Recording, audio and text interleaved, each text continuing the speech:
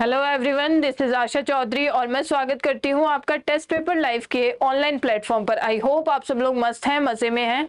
और आपको बताना चाहूंगी कि ऐसी पीजीआई की जो आपके ऑफिशियल नोटिफिकेशन की जानकारी है वो अब पब्लिक हो चुकी है, तो उसके बारे में हम जानकारी ले लेते हैं।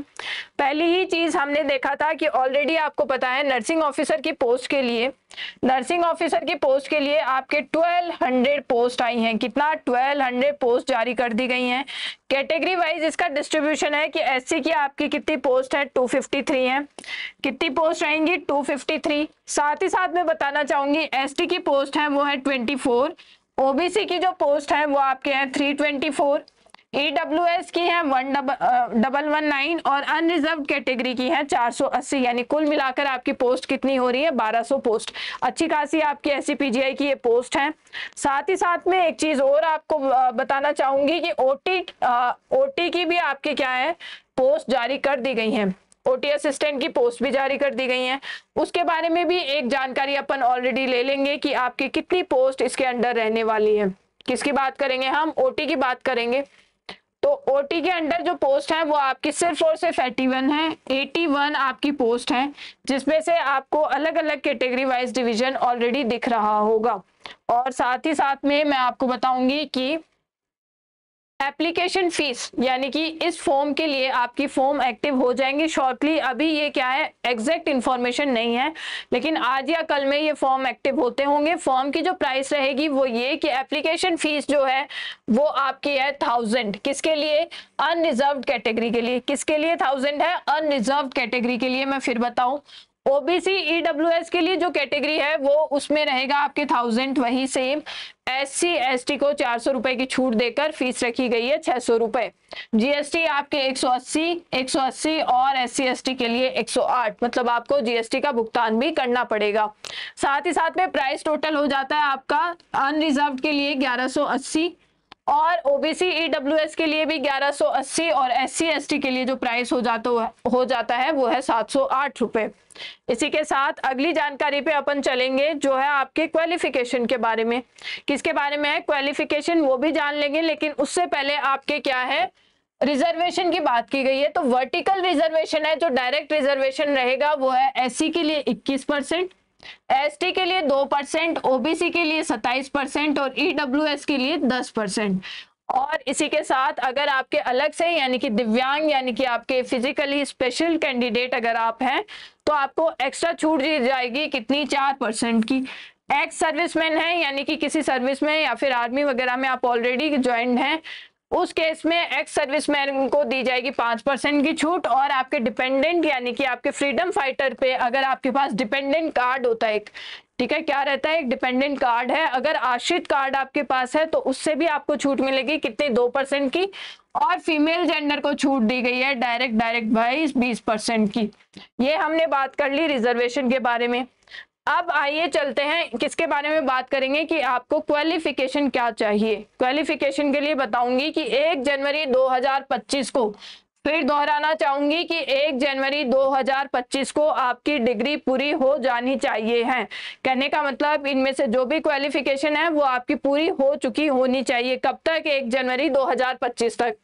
इसमें क्या है, नर्सिंग ऑफिसर की पोस्ट के लिए आपको चाहिए होगी BSc honours nursing, BSc nursing from an Indian nursing council. आपकी क्या होगा, इंडियन कोई भी यूनिवर्सिटी, रिकॉग्नाइज्ड यूनिवर्सिटी से आपके पास क्या होना चाहिए, बीएससी नर्सिंग करी होनी चाहिए। इसी के साथ आप क्या कर सकते हैं, बीएससी का post certificate, post basic BSc nursing या फिर आपके इंडियन नर्सिंग काउंसिल से, वही बात है। या फिर आप होने चाहिए रजिस्टर्ड एज नर्स और मिडवाइफ इन कहाँ पे, स्टेट और इंडिया नर्सिंग काउंसिल में। अगली चीज है कि आप diploma in general nursing midwifery भी काम में ले सकते हैं। रजिस्टर्ड एज आप क्या है, अगर रजिस्टर्ड है नर्स या मिडवाइफ के तौर पे तो भी, या फिर आपके 2 इयर्स का क्या हो, एक्सपीरियंस सर्टिफिकेट हो, मिनिमम कितना, 50 बेडेड हॉस्पिटल में। ठीक है, ये किस केस में है, आपके जीएनएम के स्टूडेंट्स के लिए बोला गया है कि क्या पोस्ट बेसिक नर्सिंग के साथ साथ आपके पास क्या होना चाहिए, 50 बेडेड हॉस्पिटल का एक्सपीरियंस होना बहुत जरूरी है। यहाँ बात की हमने एलिजिबिलिटी की। अब हम चलेंगे किसके बारे में, आपके ओटी असिस्टेंट के लिए एलिजिबिलिटी का क्राइटेरिया क्या है। उस केस में आपके पास होनी चाहिए बीएससी की होनी चाहिए एनेस्थीसिया या फिर ऑपरेशन थिएटर टेक्नोलॉजिस्ट में, और साथ ही साथ में बीएससी की होनी चाहिए आपकी OT technology, BSc anaesthesia technology, और आपके कहाँ से, किसी रिकॉग्नाइज्ड यूनिवर्सिटी या फिर इंस्टीट्यूट से। ये आपके लिए महत्वपूर्ण जानकारी रही। अब मैं आपको बताऊंगी किसके बारे में, कि आपको फॉर्म अप्लाई करने के लिए, जो कि शॉर्टली आपके कहाँ शुरू हो जाएंगे, इस वेबसाइट पे शुरू हो जाएंगे जिसका नाम है https, जो आपका वेब एड्रेस रहेगा। उसके बाद में आप डाल सकते हैं sgpgims.org.in। मैं एक बार लिख भी दूंगी आपके लिए, इजी रहेगा, sgpgims.org.in। आप अपने वेब ब्राउजर पर जाइए, ये आप एड्रेस डालिए, आपको ऑफिशियल वेबसाइट विजिट कर सकते हैं, वहां पे आपके फॉर्म अप्लाई कर लोगे। फॉर्म में ध्यान रखने वाली बात ये रहेगी कि कैंडिडेट आपको क्या होना चाहिए, आपके पास एप्लीकेंट पोस्ट अप्लाइड और date of birth, email ID और मोबाइल नंबर। भाई साधारण सी बात है, जो अमूमन अपन फॉर्म फिल करते हुए देखते हैं, अपना जो क्वालिफिकेशन सर्टिफिकेट है यानी बीएससी नर्सिंग का, वो होना चाहिए, ईमेल आईडी होनी चाहिए, मोबाइल नंबर होना चाहिए, ये सब आपके पास होना बहुत आवश्यक है। भाई फीस तो आपको बिल्कुल लगेगी, ठीक है। नेक्स्ट आपके क्या है कि आपके पास रजिस्ट्रेशन और ईमेल आईडी वगैरह ये सब आप रजिस्ट्रेशन करवा लेंगे। आपको क्या करना है, एप्लीकेशन जो आपका फॉर्म सबमिट हो जाता है, उसके बाद में जो सर्टिफिकेट पे आपको एप्लीकेशन नंबर रखने हैं वो आपको आपके साथ रहेंगे, ताकि जब आप एडमिट कार्ड निकालने का सोचे तो आप उसको काम में ले सके। अगली ही चीज आपके क्या आ जाती है कि आपके मिनिमम क्वालिफाइंग मार्क्स। भाई ये आपके जो जानकारी है ये बहुत जरूरी है। क्या होगा, मिनिमम क्वालिफाइंग मार्क्स क्या है। सिर्फ क्वालिफाई करने के लिए एग्जाम को 50% तो चाहिए, किसको, जनरल, अनरिजर्व्ड और ईडब्ल्यूएस ओबीसी को, और SC ST को एटलीस्ट कितने चाहिए, 45% तो चाहिए ही चाहिए। अब बात करते हैं भाई सिलेबस के बारे में। सिलेबस की जानकारी अभी जारी नहीं की गई है ऑफिशियल नोटिफिकेशन पर वो आपको मिल जाएगी SCPGMI की कहाँ, ऑफिशियल वेबसाइट पर, तो वो शॉर्टली आपको अवेलेबल हो जाएगी। तो आप क्या कर सकते हैं, सिलेबस वहां से ले सकते हैं। आई होप आपके लिए जानकारी बहुत ही हेल्पफुल रही है, ठीक है, बहुत हेल्पफुल रही है। इसमें आपका आ जाएगा नॉर्मलाइजेशन मेथड, आपका क्या रहेगा, वो सब चीजें भी आप देख सकते हैं। ऑफिशियल नोटिफिकेशन आप डाउनलोड कर सकते हो SCPGMI की ऑफिशियल वेबसाइट से।